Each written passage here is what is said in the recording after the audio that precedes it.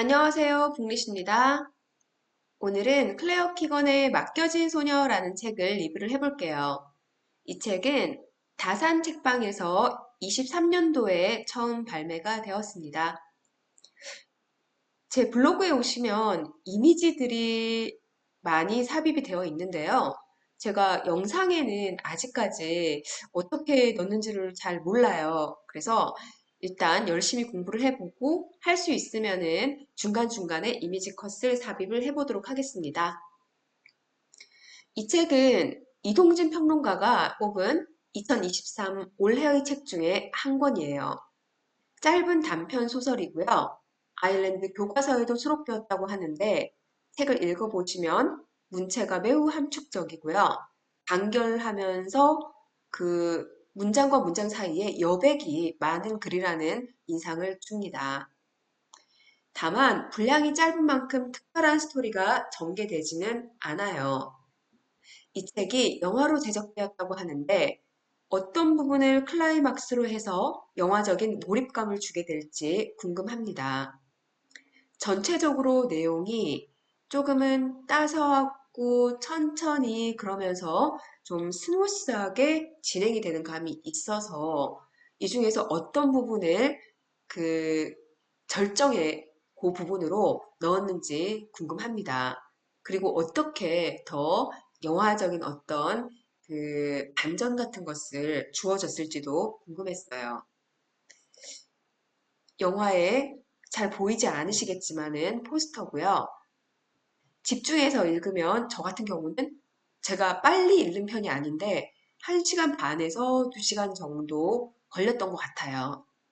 그래서 시간이 얼마 걸리지 않으니까 빨리 한번 읽어보시는 걸 추천을 드립니다. 다음은 작가 소개로 넘어갈게요. 하필 사진이 잘 못 나왔네요. 사진빨 안 받으시는 것 같아요. 쏘리합니다. 네, 클레어 피거는 1968년 아일랜드에서 태어났어요. 17세에 미국으로 건너가서 로욜라 대학교에서 영문학과 정치학을 공부했습니다. 이어서 웨일즈 대학교에서 문예 창작 석사 학위를 받아서 학생들을 가르쳤고요. 더블린 트리니티 칼리지에서 유명하죠, 그쵸? 철학 석사 학위를 취득했습니다. 전 더블린이 좋아요. 아직 가보진 못했는데 시간 여유가 되면은 가장 가고 싶은 도시 중에 하나입니다. 가디언지는 키건의 작품을 두고 한광 속의 다이아몬드처럼 희귀하고 진귀하다라고 평한 바 있습니다. 이는 작가가 24년간 활동하면서 단 4권의 책만을 냈는데 그 모든 작품들이 얇고 그리고 예리하면서 우수하기 때문입니다. 키건은 1969년도 첫 단편집인 남극으로 루니 아일랜드 문학상과 윌리엄 트레버상을 수상하며 화려하게 데뷔를 했습니다. 2007년도에 두 번째 작품인 푸른 들판을 걷다를 출간해서 영국과 아일랜드에서 출간된 가장 뛰어난 단편집에 수여하는 엣지힐상을 수상했습니다. 상 이름을 계속 틀리네요. 다 익숙하지 않은 상이라. 제가 그 작가 소개를 보면서 상이 굉장히 많구나라는 생각을 했어요. 아마도 우리나라에 있는 동아춘문예 아니면 뭐 문학일보 그 뭐였지? 문학 마을? 여튼 그런 상들 그 다양한 상들을 얘기하는 것 같아요. 다음에 2009년도에는 지금 이 책인 맡겨진 소녀가 같은 해 데이비 번스 문학상을 수상을 했고요. 타임스에서 뽑은 21세기 최고의 소설 50권에 선정이 되었습니다. 상복이 많네요. 그리고 가장 유명하면서도 가장 최근작인 이처럼 사소한 것들로 오웰상을 수상을 했고요. 2022년 부커상의 최종 후보에 올랐습니다. 자국에서는 이미 오래전부터 거장의 반열에 오른 키건에게 미국을 넘어서 세계적인 명성을 안겨준 이 책은요. 역대 부커상 후보에 오른 가장 짧은 소설로도 알려져 있습니다. 그러면 줄거리를 한번 살펴볼게요. 제 줄거리는 모든 내용 끝까지 다 요약이 되어 있습니다. 그래서 스포가 포함되어 있는데요. 스포를 바라지 않으시면 중간에 끊어주시면 좋겠습니다. 줄거리는 옹기니의 그 책 뒤에 옹기니의 말에 나오는 간략한 요약 부분을 참고하여서 함께 정리했습니다. 그럼 시작할게요. 소설은 1981년 아일랜드의 시골 지역을 배경으로 어머니의 출산을 앞두고 여름 몇 달 동안 친척 집에 맡겨지는 어린 소녀의 이야기입니다. 무심하고 거친 성격의 아버지, 다섯째 아이를 임신한 채 아이들을 돌보면서 집안일과 밭일까지 신경 쓰느라 지친 어머니, 넉넉하지 않은 경제적 형편 때문에 제대로 된 보살핌과 관심을 받지 못하던 주인공 소녀가 등장합니다.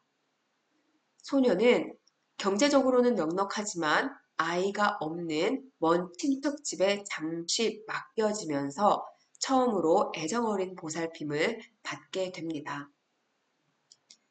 친척인 킨셀라 아주머니는 소녀를 아주 살갑게 대하지는 않지만 소녀가 첫날 밤 긴장해서 침대에 오줌을 싸도 모르는 척 해주시며 습한 방에 재운 자기 잘못이라고 말하는 선한 분입니다. 킨셀라 아저씨는 바깥 일을 하고 들어와도 자연스럽게 식사 준비를 같이 하는 다정한 남편인 동시에 소녀에게 매일 우편함까지 달리기를 시키면서 시간을 재주는 등의 환경이 바뀌어서 어색해하는 소녀와 놀아주며 웃게 만들기 위해서 노력하는 멋진 어른입니다. 그는 떨어진 루바브 줄기 하나 제 손으로 줄 줄 모르는 아버지와는 무척 다른 사람입니다. 소녀는 킨셀라 부부의 살뜰한 보살핌 속에서 제대로 말을 하는 법을 배우고 책 읽는 법도 배우면서 따뜻한 여름을 보내게 됩니다. 뉴스에서 들려오는 소식을 통해 얼핏 알 수 있듯이 1981년의 아일랜드는 무척 혼란한 상황입니다. 그러나 킨셀라 부부의 집에서 보내는 소녀의 여름은 찬란하고 평화롭기만 합니다. 소녀는 킨셀라 부부의 집에 있던 남자애의 옷을 입다가 처음으로 시내에 나가서 제대로 된 여자의 옷을 사는 날,